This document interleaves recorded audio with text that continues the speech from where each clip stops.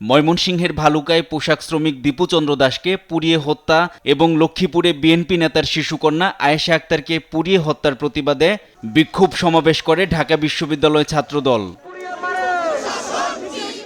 রোববার দুপুরে টিএসসি থেকে বের হওয়া প্রতিবাদ মিছিল ক্যাম্পাসের বিভিন্ন সড়ক ঘুরে রাজু ভাস্কর্যের সামনে সমাবেশে মিলিত হয়।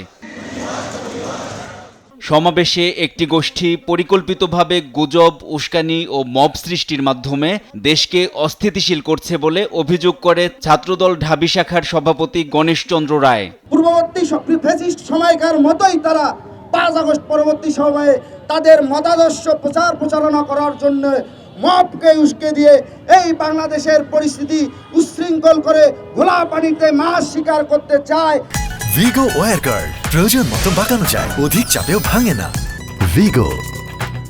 তাহলে বাংলাদেশ জাতীয়তাবাদী ছাত্রদল ঘরে বসে না থাকে, তাদেরকে শক্ত হাতে প্রতিহত করবে। ইনকিলাব মঞ্চের আহ্বায়ক ওসমান হাদির রুহের মাগফিরাত কামনা করেন ছাত্রদল কেন্দ্রীয় সভাপতি রাকিবুল ইসলাম রাকিব। এ সময় হত্যাকারীদের চিহ্নিত করে দ্রুত গ্রেপ্তারের দাবিও জানান তিনি।